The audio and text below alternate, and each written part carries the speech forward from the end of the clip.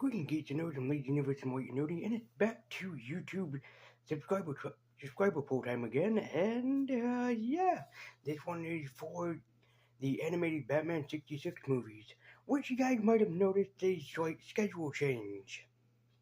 And well, sorry, and well, that's not exactly my fault, as I have tried to keep the schedule good. And then when I uploaded my Superman Doomsday video, everything seemed to be hunky-dory. Yeah, that is until that they decided that somehow, in which some way, that video was going to be copyrighted. I don't know how, I don't know when, but they decided to copyright the video. And then I didn't get an email or a notification from YouTube saying that what the problem was, so I had to reach out to them through Twitter. And then they told me that not exactly where, that it just happened, that somebody decided to copyright some footage that I had. See, YouTube is a fun job, but you always have to remember in the back of your head sometimes that this thing can happen. And mostly I feel that it happens with smaller YouTubers like myself and others that just are trying to do this thing to try to just like come out of the shadows, so to speak, and try to get more popular. And that you also have to worry about YouTube just coming after you and saying, no. So, yeah, there was going to be a slight schedule change in all of this. So, where I left off with Batman 66, I talked about the Batman 66 movie.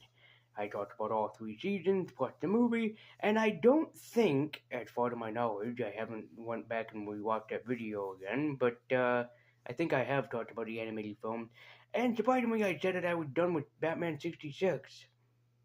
Yeah, I was kind of an idiot for thinking that I was done with Batman 66 when yet I had these 2 films to talk about. Batman Returning to Cape Crusaders and Batman vs. Two-Face. So we're going to be taking a look at both of them in a bat-tacular fashion. But we're going to start things off with Returning to Cape Crusaders. So, yeah, I remember back in 2016 when they were talking about this for the 50-year anniversary of Batman 66 that was going up there, and it would be returning Burt Ward, Adam West, and also Julie Newmar. Yeah, everybody else had to be replaced because, well, age caught up with them, and unfortunately, they weren't still around to basically do what they needed to do. So, yeah, only 3 of the returning cast is only here, especially since we lost Yvonne Craig back in, I believe it was 2014. So, there you go.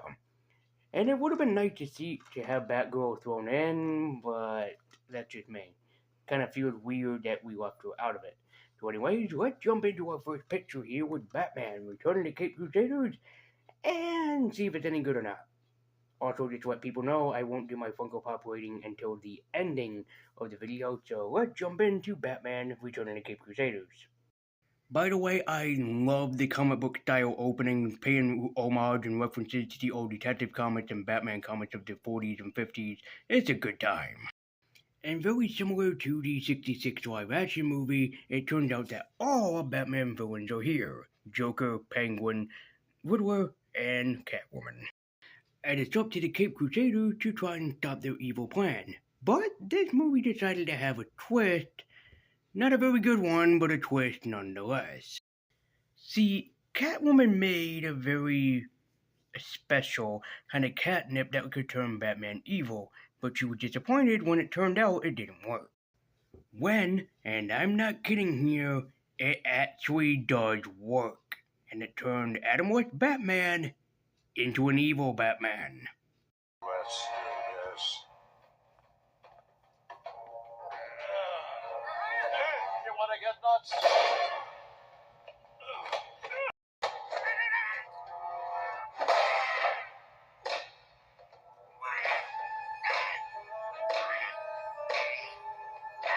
Operating table.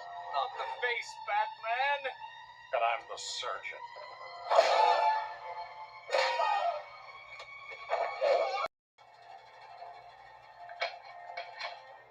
Man, you come right out of a comic book. And one really bad thing that this movie does is they specialize how useless and stupid that police officers are, when in fact, they're not actually this stupid. Like in the 66 series, I know they called Batman a lot because we had to talk about how awesome Batman is and whatnot. But at the same time, it kind of pisses me off because police officers are every average everyday superhero. And while in the 66 series they sometimes were, I suppose you could say, like, not really uniformed officers or not really doing the job, at least they were there and present and at least were trying their best to stop the super criminals of the comic book world. I'm speaking comic book logic. I'm not saying the actual police officers out there are really damn useless what they are in this special. If you watch this, yeah, or both of these movies, The Return of the Cape Crusaders and Batman vs. Superman, or Batman vs. Two-Face, I'm sorry. I just immediately, that's where my mind went because they both came out in 2016, I believe. Oh boy. So, yeah, you will get that notice right off the bat. And also, one thing that bothers me about the film is the story. Yeah, it's nice to have a throwback to the Batman 66 movie, which I admitted that I was a fan of, and I still am. It's just the fact that, really, you have no other ideas to really use, and then they turn Batman evil. Which is why I had to use the Jim Kelly clip from Enter the Dragon, because there were so many comic books where Batman turns evil, it's just not funny.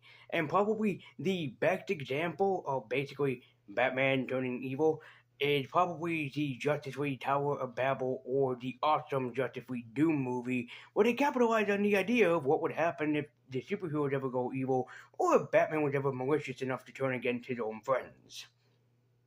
Yeah, and while I admire Adam West, I did not appreciate him saying that Michael Keaton, "You want to get nuts? Come on, let's get nuts," or the Dark Knight Returns quote of the "I'm the surgeon. This is my operating table."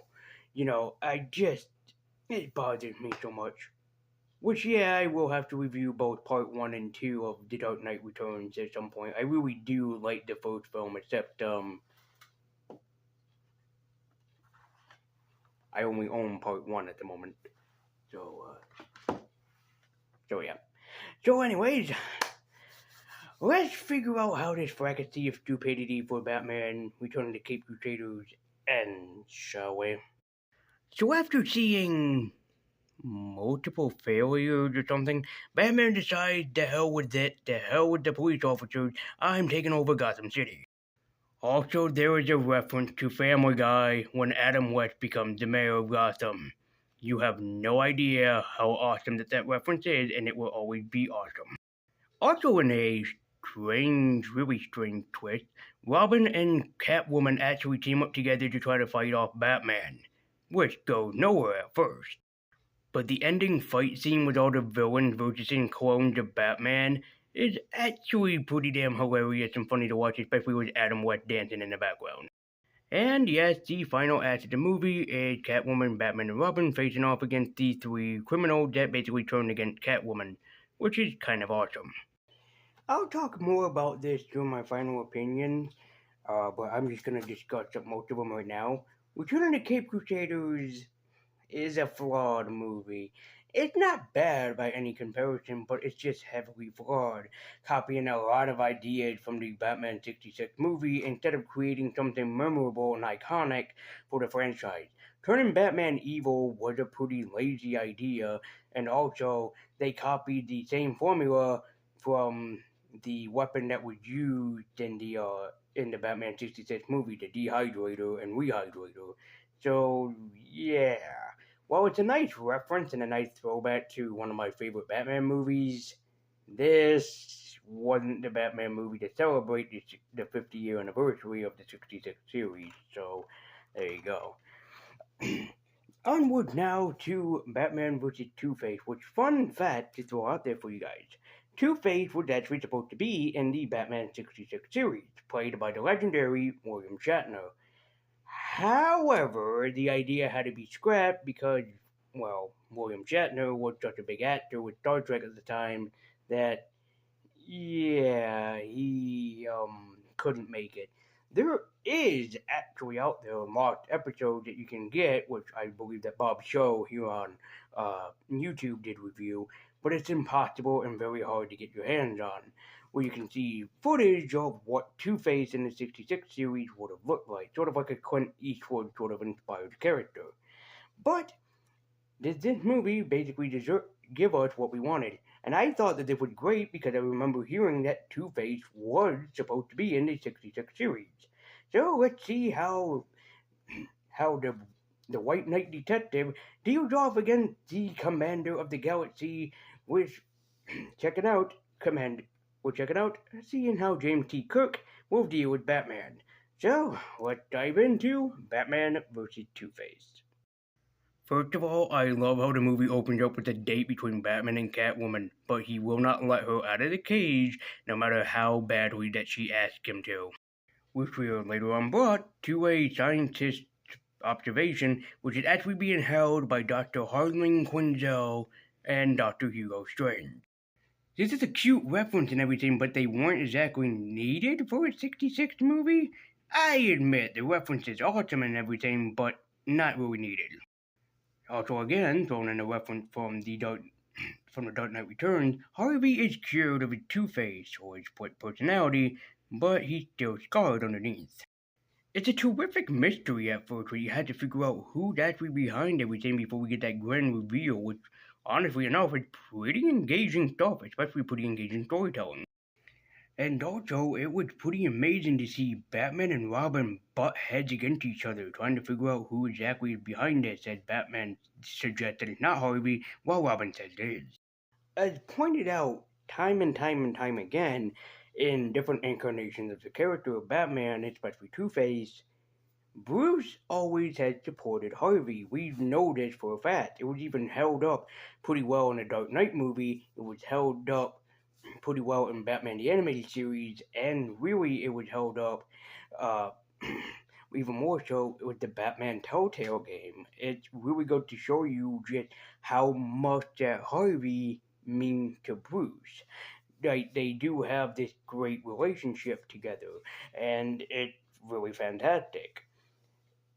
But the only thing is the kind of payoff to this. Now, needless to say, Burt Ward and Adam West did a great job at butting heads with each other, which was really fantastic in how they did so. But the problem is that if Batman trusts Dick enough or Robin enough, then shouldn't he have already have known that this would happen? I mean, don't get me wrong, Batman does trust Harvey a lot. Like I said, their friendship is what is known unbound. But he should have trusted Dick a little bit more in that, yeah, maybe Harvey did go back to his evil ways.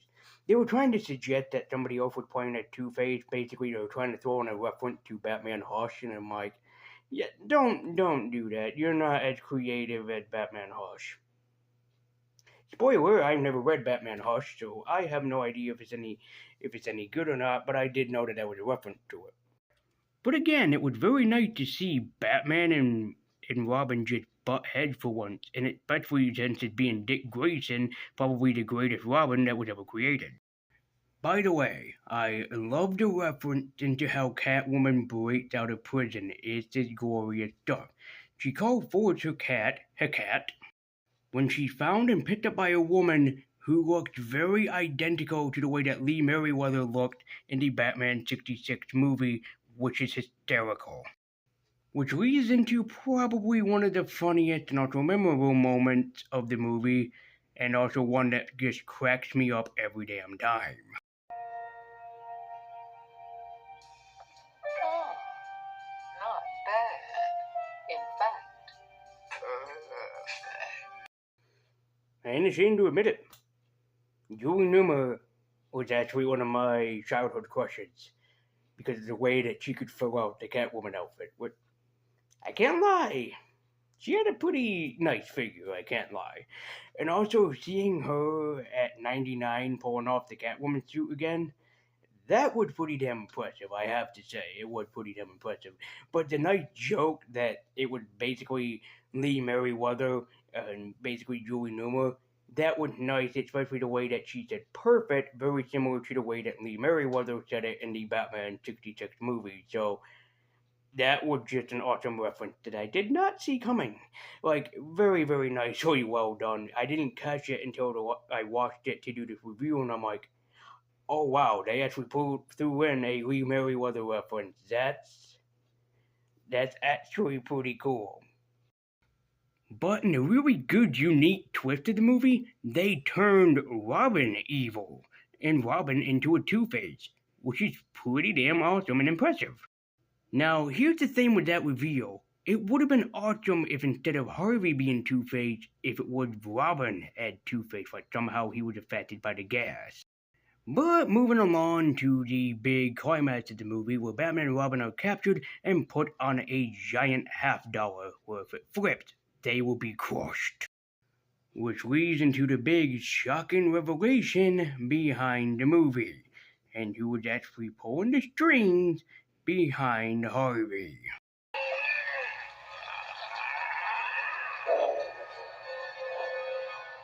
No mere surgery could keep Two-Face at bay. Holy fucking shit! William Shatner with Two-Face the entire time? Which leads off into the final climax of the movie with Batman and Two-Face going at it. Not Robin, because Batman trusts Robin enough and he doesn't want the poor boy to be very injured. And also, very similar to Nightmare on Elm Street Part 2, Batman convinces Two-Face or Harvey not to kill him. And it somehow worked? And Harvey's no longer possessed by his other former half? What? You know what? Fuck it. I don't care anymore. Anyway, that was Batman vs. Two-Face, and if I had to be honest, Batman vs. Two-Face is a lot better than Batman Return to the Caped Crusaders. The story is wonderful and interesting, and also the great twist of who really is the villain behind everything. Is it really Harvey? Is it really Two-Face? Or is it somebody disguised as Two-Face? It was a pretty good and wonderful story that paralleled to how great that the Harvey Dent character can be, and also copy an idea from Batman Hush, which it wasn't really necessary. Truthfully, you just could have had a really good movie about Batman versus Two-Face. But if I had to be honest, this is more my favorite movie than this one is. So, Funko Pop rating time for both of these. But I'm just gonna give both of my final opinion before I wrote them. Return of the Caped Crusaders is a very flawed movie, as I said. It has a pretty good story, kind of. Turning Batman evil was just plain ridiculous. And also, yeah, I'm sorry to say that the final fight of the movie wasn't really necessary. You could have had it end off with Batman and his road gallery fighting off against each other and trying to have Robin and Catwoman change his evil ways back to being the bright white knight that we all know and love. Batman vs. Two-Face is immediately just a better film. As I stated, really good story, a great payoff towards the end, except the ending it wasn't really as satisfying as I had hoped it to be, and the twist wasn't as weird or great as I hoped it could be. So, Batman Return of the Caped Crusaders for me will have to get my Funko Pop rating of a Chucky Finster. It's nostalgic with something new kind of splashed in there, but you still can look at it through rose-tinted glasses. Batman vs. Two-Face, on the other hand, was an amazing film. After seeing Return of the Caped Crusaders, I thought, yeah, Batman vs. Two-Face would not be as good, but shut my mouth and that it was better. So, Batman vs. Two-Face is gonna have to get my Funko Pop rating of magic, because definitely while this might be a nostalgic movie, there is still some magic in between. So, let's give them the rating, guys and gals.